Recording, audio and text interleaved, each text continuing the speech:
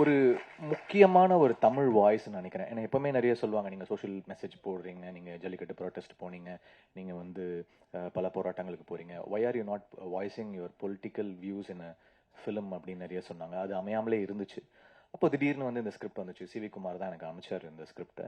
அப்போ வந்து நிகேஷ் வந்து கதை சொன்னார். ரொம்ப டேரிங்கான ஃபிலிமாக இருந்துச்சு. And it's a real incident. அவருடைய சொந்தங்களுக்குள்ள நடந்த ஒரு கதை, அவருடைய வாழ்க்கையில் அவருடைய ரிலேட்டிவ்ஸ்க்கு நடந்த ஒரு கதையை, உண்மை சம்பவத்தை எடுத்து பண்ணியிருந்தாரு. So he said it's a real incident, so I wanted to voice it out.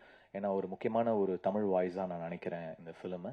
And அதை வந்து ரொம்ப அழகாக ஹேண்டில் பண்ணியிருக்காரு. ஒரு பொலிட்டிக்கல் ஃபிலிமை வந்து ரொம்ப அழகாக ஹேண்டில் பண்ணியிருக்காரு. அதோடைய எண்ட்லேருந்து எல்லாமே வந்து ரொம்ப மெச்சோர்டாக, ஒரு இவ்வளோ சின்ன பையன் வந்து இவ்வளோ மெச்சோர்டான ஒரு ஃபிலிமை ஹேண்டில் பண்ணுவாருன்றது வந்து எல்லாருக்குமே ரொம்ப ஆச்சரியமாக இருந்துச்சு. அதோடைய விஷுவல், அருணுடைய கேமரா ஒர்க் செகண்ட் ஃபிலிம் மாதிரி இல்லை. ரொம்ப நல்லா இருந்துச்சு கேமரா ஒர்க். நேற்று சுதா கொங்கரா பார்த்துட்டு சொல்கிறாங்க இந்த camera work is very nice. So அந்த மாதிரி டெக்னிக்கலாகவும் ரொம்ப ஸ்ட்ராங்கான டீமாக இது அமைஞ்சிருக்கு. ஆஃப்ரோவோட பேக்ரவுண்ட் ஸ்கோர் ரொம்ப நல்லா பண்ணியிருக்காரு. I was really impressed. நான் வேற மாதிரி பண்ணியிருப்பேன், பட் அவர் வந்து அதை ஒரு யங்காக மாற்றிட்டாரு. இந்த ஃபிலிமே வந்து ஒரு யங், வைப்ரண்ட், பவர்ஃபுல்லாக மாற்றிட்டாரு. சித்துக்குமார், அந்த கேரளா சாங் வந்து சித்துக்குமார் கம்போஸ் பண்ணியிருந்தாரு. எனக்கு ரொம்ப பிடிச்சிருந்தது. ஸோ அதுக்கப்புறம் நான் சொன்னேன் அந்த சாங் கொஞ்சம் ட்ரெய்லரில் வைங்க அப்படின்னு சொன்னேன். அதுக்கப்புறம் தான் நிகேஷ் வந்து ட்ரெய்லரில் வச்சாரு. ஸோ எல்லாருமே ஒரு ஃபிலிம் பார்த்தீங்கன்னா எல்லாருமே ரொம்ப டீம் எஃபர்ட்டோட ஒரு நம்பிக்கையோட வேலை செஞ்சாங்கன்னா அந்த ஃபிலிம் வந்து ரொம்ப நல்லா வரும்னு நான் நம்புறேன். நிறைய படங்கள் வரும், பட் சில படங்கள் வந்து ரொம்ப எல்லாருமே 100% கொடுத்துருப்பாங்க. அந்த மாதிரி every one has given their best for this film. அந்த அளவுக்கு ரொம்ப ஹார்ட் ஒர்க் போட்டு வேலை செஞ்சுருக்கிறாங்க.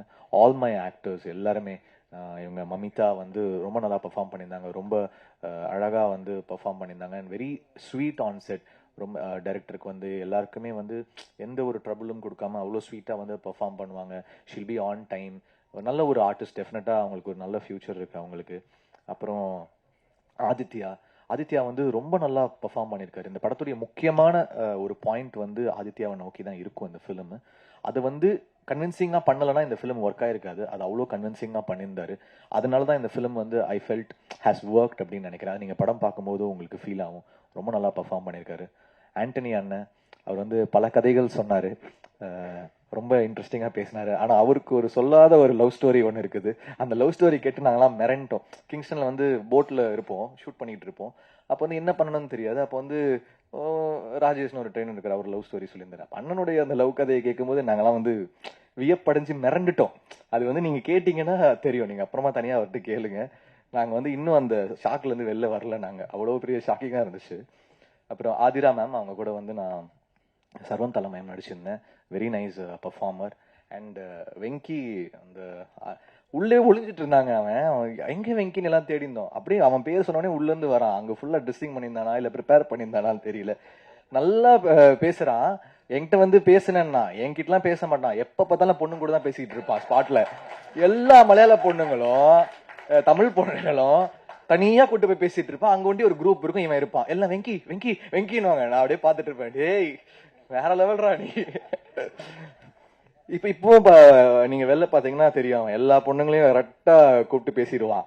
ஸோ உங்களுக்கு நல்ல ஃபியூச்சர் இருக்கு வெங்கி. ரொம்ப நல்லா பண்ணியிருக்காரு. Is got one nice eyes. எனக்கு ஏதோ பிருத்திவிராஜை பார்க்குற மாதிரியே இருந்துச்சு. எனக்கு அவருடைய ஸ்க்ரீன் பிரசன்ஸ் பார்க்கும்போது maybe his eyes and his nose features நினைக்கிறேன். ரொம்ப நல்லா பண்ணியிருக்காரு. அண்ட் இன்னொரு ஆர்டிஸ்டும் பண்ணியிருந்தாரு அவர் கூட. அவரும் ரொம்ப நல்லா பண்ணியிருந்தாங்க. 2 வில்லன் கேரக்டர்ஸ் பண்ணியிருந்தாங்க. ஆல் மலையாளம் ஆக்டர்ஸ் எல்லாரும் ரொம்ப நல்லா பெர்ஃபார்ம் பண்ணியிருந்தாங்க.